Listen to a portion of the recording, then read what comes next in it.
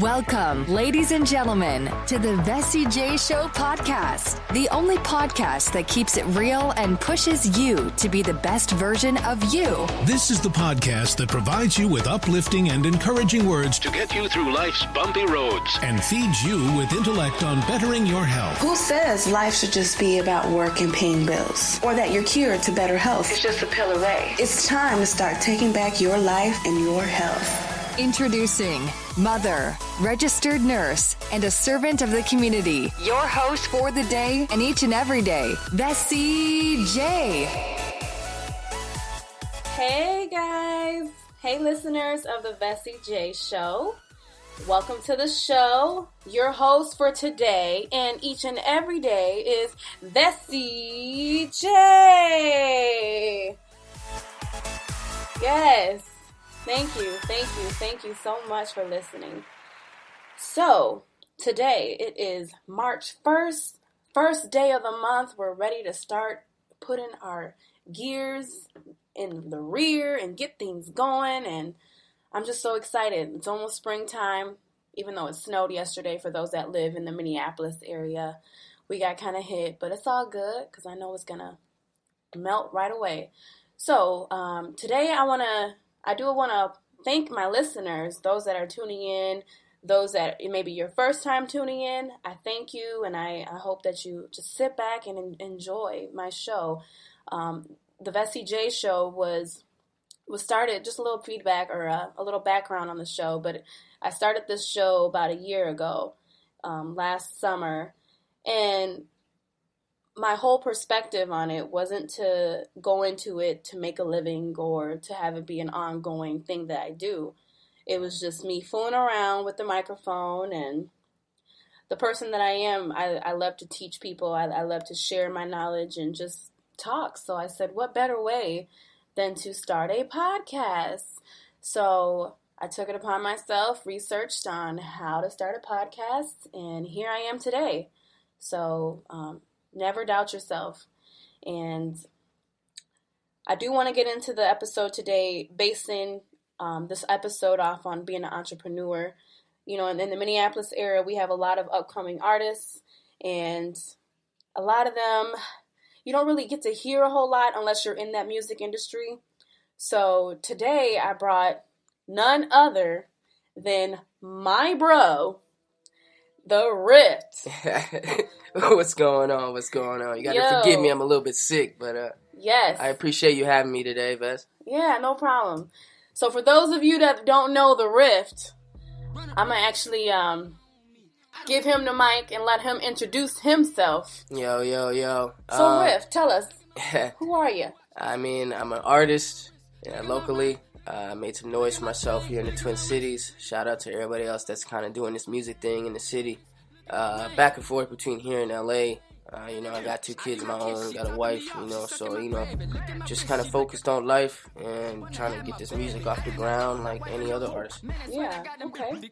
I applaud you for that. So, like, your last night, like, it was an epic move for you. Yeah. Tell us about that, man. I was actually nominated for an award at the Beautiful Humans Awards, along with my wife. She was also nominated as well. Wow. I didn't think I was actually going to win nothing, but at the end of the night, they said my song, Ego, won an award, so I walked up there, accepted it, and, I kind of gave my little thanks to it or whatever, so it kind of just really felt really good to actually be acknowledged locally for the work that I'm actually been putting in. So. That's real. That's really real, because I feel like in order for you to feel that sense of success and gratitude, it needs to start with that local audience, that local fan base. Right. So, and sometimes getting a local attention or the local respect is like usually the hardest thing to do before you expand anywhere else, usually, because everybody sees your face all the time locally. So, like, if you're not really making noise locally, or if you are making noise, some people are very selective on who they want to support. But when you do finally get that recognition or that respect that you deserve, it feels really good, because then you made a bunch of people that are, speculators into believers. you know? So, I mean, it just felt good, like I said, to actually be acknowledged for something, for my hard work, you know? Yeah. Man, you out here doing it, though, bro, like, for real. And, I mean, even your wife, Vanessa, with her clothing line, Zenobia and Moxes, you guys are out there being the power couple that a lot of people admire, you know? And honestly, my wife's, you know, shout out to her, Zenobia and Moxes, LLC. She got that clothing line. She's been doing it for a little bit. She was in Ankara Festival in Los Angeles last year. She'll be again this year in Los Angeles. And I think she's got the New York Fashion Week and LA Fashion Week stuff coming up too. So for all those fashion heads out there, I mean, you know, you guys can go check her clothing line out. It's Zenobia and Moxes. But yeah, she's actually been one that's kind of keeping me on track and encouraged me to keep going with my own stuff as well. Because I see how hard she works, you know, at her own craft. So it kind of just solidifies our team effort to support each other and kind of keep going forward. You know what I mean? So. Wow, that's amazing. It takes two people with the dream and two people to come together and execute their plan to be successful. Right. No matter what, like, I mean, even myself, it's like I was just telling Riff today, I said, that roadblock is not a stop sign. The roadblock is just that place is just set for you to have a detour. Right. Okay. And I mean, so I want to know, like, how do you just keep going? I know you already elaborated and said that Vanessa pushes you and you see her work ethic. I mean, it's also my children. I mean, and I see my kids every day. I'm with them every day. So, I mean, that's a big motivating factor in my life. Also, I guess I could say that the fear of failure also encourages my drive. Because nobody wants to fail, especially at something they've been working at for a long time. It's like quitting at the finish line. You know what I mean? If you fail or if you stop or whatever. And I told myself, I've already invested too much time and money into my craft. I don't want to stop. You know, I'm already at the finish line, so you might as well just keep going. You know, and it's better to surround yourself with encouraging people who also have aspirations of their own to be great. So when you do have other people around you in your circle that's trying to chase something they believe in, it's that much easier to actually achieve it. You know what I mean? So. Yeah. Wow. That's impressive. I mean, to even see a couple making movements such as this locally, and it's not just one partner. It's, you know what I mean? Yeah, it's a team. It's a team effort. I mean, people called us the Jay-Z and Beyonce of the Twin Cities. You know what I mean? Wow.